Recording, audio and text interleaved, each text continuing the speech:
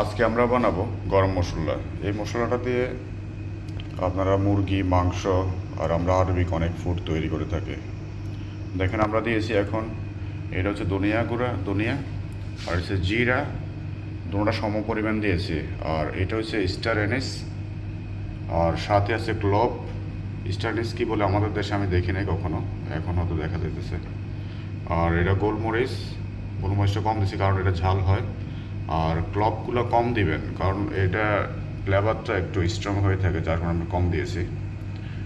আর এটা হচ্ছে এলাচ আর জৈত্রিক, আর দিয়েছি আমরা দারুচিনি। আমরা এই মশলাটাকে সতে করব। আপনারা যারা বাসা বাড়িতে কাজ করেন বা যারা ঘরে মশলা তৈরি করেন তারা পাতিলের মধ্যে বা ফ্রাই প্যানের মধ্যে আস্তে আস্তে সতে করবেন, আর আমরা এটা দিয়ে দেবো ফোড়নের মধ্যে, কারণ আমরা আস্তে আস্তে এটাকে সতে করব। আর এইটাকে আপনারা তৈরি করবেন, আমরা কোনো মেজারমেন্ট করি নাই, কারণ আমরা জানি যে এটা মেজারমেন্ট করার কোনো প্রয়োজন নাই। আপনারা যে মশলাগুলো বলছিলাম এটা কম বেশি এভাবে দিয়ে দেবেন, যেটা স্ট্রং ফ্লেভার এটা কম দিবেন, আর যেটা নর্মাল ফ্লেভার এটা বেশি দিবেন। যার কারণে আমরা ধনিয়া, জিরা বেশি দিয়েছি, আর অন্য উপকরণগুলো যেগুলো ফ্লেভার স্ট্রং এগুলো আমরা একটু কম দিয়েছি। অনেকে অনেক কথা বলে থাকে, এত গ্রাম এগুলো এইভাবে ইউজ করবেন, এগুলো কোনো প্রয়োজন নাই।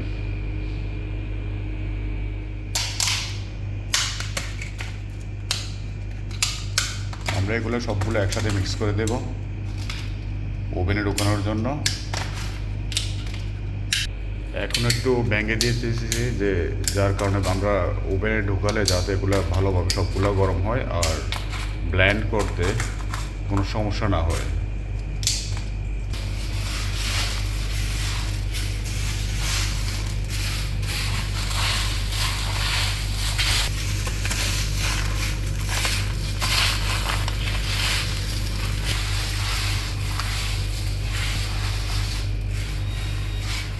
এখন আমরা দিয়ে দেবো ওভেনের মধ্যে।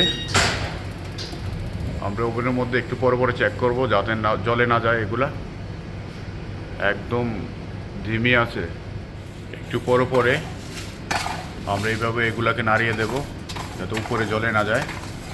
আমরা সবগুলোকে এভাবে নাড়িয়ে দেব মিক্স করে ভালোভাবে, যাতে জলে না যায়।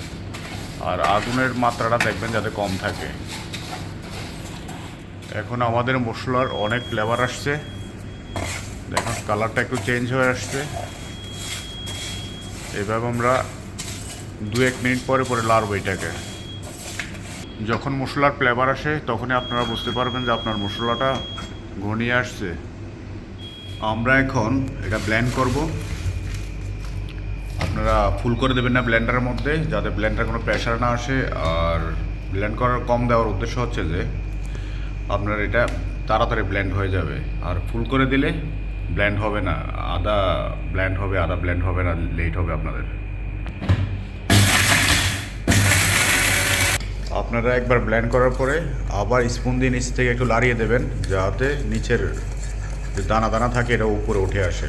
তারপর আবার একটু ব্লেন্ড করে দেখেন আমাদের কেমন হয়েছে, একদম পাউডার হয়ে গেছে।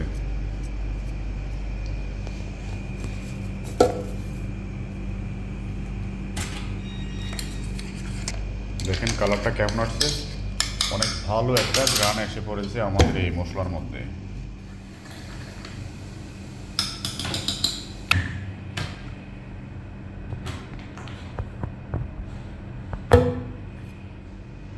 আমাদের মশলাগুলো, গরম মশলা তৈরি হয়ে গেছে, দেখেন অনেকগুলো হয়েছে।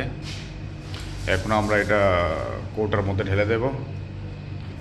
আর এই মশলাটা আপনারা 6 মাস রাখতে পারবেন। সবাই বলে 6 মাস, কিন্তু আমার হিসেবে এটা 6 মাস রাখা যাবে না, কারণ 6 মাস রাখলে এটার যে গুণগত মান, যে ফ্লেভার, এটা ততদিন থাকবে না, কারণ এটা ব্লেন্ড করা হয়ে গেছে। 2 মাস কি 3 মাস, বেশি 1 মাস রাখতে পারলে যথেষ্ট। আপনি এইভাবে এটা বানাবেন।